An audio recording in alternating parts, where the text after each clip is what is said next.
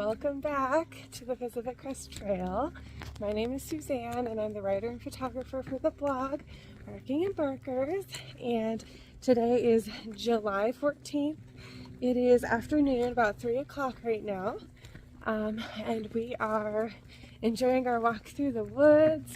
Join me in this beautiful walk. Be glad you aren't physically here because we smell real bad. Yesterday I talked a little bit about Timberline and how our stay was there, and I don't think I talked about the things I didn't really like, and one of them was how difficult it was to do laundry.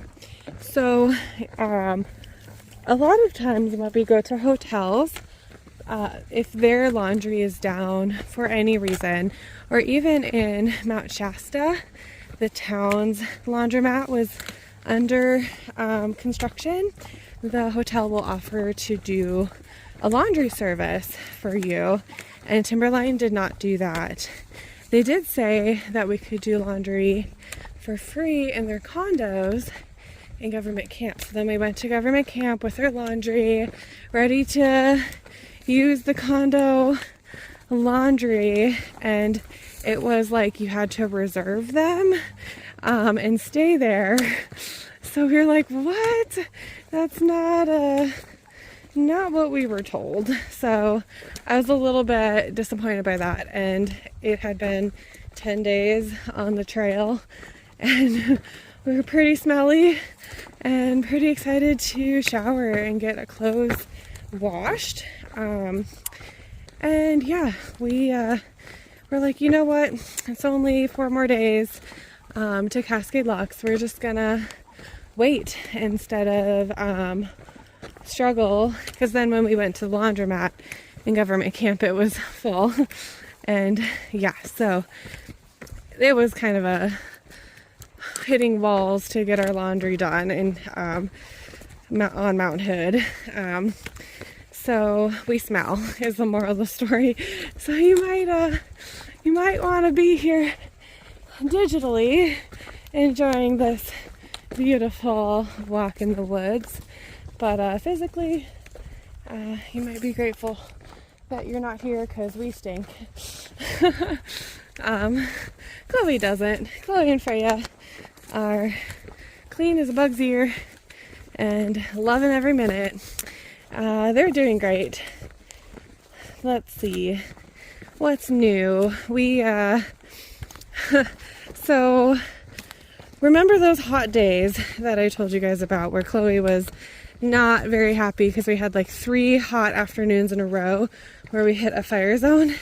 I had her mushroom wax in her pack in a Ziploc baggie, and it melted and spilled, and we are officially out of mushroom wax now. So you can kind of see in her pack it looks wet on the side right here. It's not wet, it's oil from mushroom wax. So that's kind of a bummer, but I've been checking their paws every night and they've been looking fine. We had sand, and that was kind of hot, but we were hitting it kind of late afternoon yesterday. So they were fine with that, and they weren't lifting up their paws or anything, and the paws looked good, but I learned my lesson. So I was like trying to keep things light, trying to keep things in plastic baggies instead of in their original containers, just for weight. And yes, it will melt and spill in a plastic baggie, basically explode. So that didn't work for us. But that was, it did work for a long time. It wasn't until we were out on those hot days where it melted and spilled. I ordered a small one. They had a really small one, and I'll have to double check what the weight is, but that will be coming to us once we get to Cascade Locks. So we talked about doing this stretch like really fast and taking a 00 before we have people coming. I think there might be people ahead of us. And we're back. So yes, we have a small thing of Musher's wax coming for us in Cascade Locks, and I have learned my lesson, and we'll keep it in a container, and I will carry it if it's too much weight for Chloe. We'll see what her pack is at. Pretty excited for a couple days to rest in Hood River, which is close to Cascade Locks, and we love that town, so we're super excited. We're already talking about the food we're gonna eat when we get there, and kind of dreaming about the places we've been and the places that we want to go when we get to Hood River. And yeah, I can tell you guys more about that once we get there, but we're taking it slow because we don't have to be there until Tuesday for no other reason than there was no lodging available. So we easily could have gotten there on Sunday, and I was hoping to do this section a little bit faster, just so we could get onto Washington faster. But you know what? Taking it slow never hurt anybody, so that's we're gonna stick with that game plan. And yeah, so this morning the dogs had a river crossing, and I did not record it. I'm so sorry. This is like the second time I've been meaning to record what we do when we cross rivers, and I think we just get a little bit of anxiety with it since our first week and our horrible creek crossing experience. So we just kind of get in it and then get across it, and I'm like, oh yeah, I was gonna record that. So did not record it, but once we found a good place to cross, it wasn't too bad. There were a couple parts that were very deep, like above probably midway up my thigh, and I'm 5'4", so we found where the river splits into two further upstream, and that was more shallow, a little bit easier to cross, so that's what we did. Yeah, so it's been good. It's been uphill for a little ways today, and I'm actually recording where someone said they saw a mama bear and two cubs, so I'm hoping my voice kind of keeps them away. Maybe like if we saw them from a distance, that'd be fine, but don't really want to have an encounter. So yeah, and things I've learned. I have learned that there's like, so I don't know how to say this.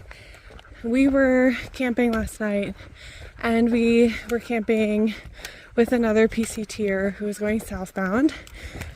He set up his site next to us because there was like a family with like 5 tents who were also camping right before the river crossing. So yeah, he was super nice, but the family had a fire started, and this area isn't a red flag warning. There's a fire that's not very far away from here, and it was like the worst place you could start a fire. Like, it was like this, like with trees above us, and there's a fire ring there, but with all the foliage that was around. Thankfully, after they weren't able to successfully start a fire, they gave up, but all 3 of us were very close to going over there and being like, you guys need to stop trying to start a fire here, like it's dangerous. And I guess we didn't because they weren't able to get one started, but a part of me is like, maybe we should have just gone over and educated them anyway, and just been like, you don't start fires where there's a canopy of trees above you. You always check and make sure you don't have a red flag warning in the area where you're camping. And you always check your elevation and make sure you're not too high up for fires. And I'm pretty sure we were too high up. I know I saw a sign that said no wildfires beyond this, or no campfires beyond this point. Prayfully no wildfires. But yeah, so that was kind of just one of those. We feel like we missed an opportunity in a way to educate them, but we also didn't want to be like rude or mean. And yeah, I think education is important, and I'm kind of still on the fence of if we made the right choice. So let me know in the comments what you would have done in that scenario, if you would have talked to your neighbors, or if you would have waited until they actually successfully started a fire. It was a family. It didn't look like they were, like they didn't speak English, so I think they were from somewhere else, and maybe one of them or some of them spoke some English, but they were communicating with each other in a different language. And I think it truly was just an education thing where they didn't know that, you know, they could burn lots of trees down by starting a fire. So now I'm educating everyone here.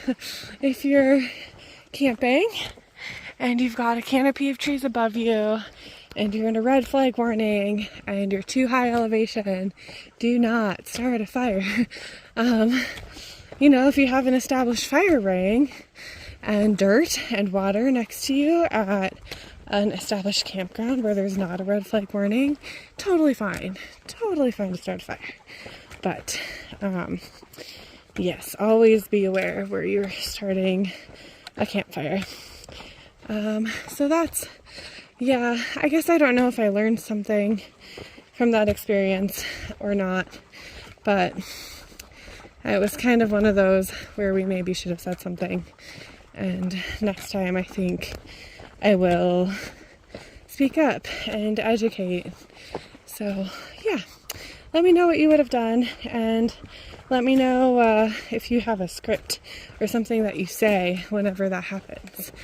And yeah, in the meantime, thank you for joining me on this walk in the woods northbound on the PCT.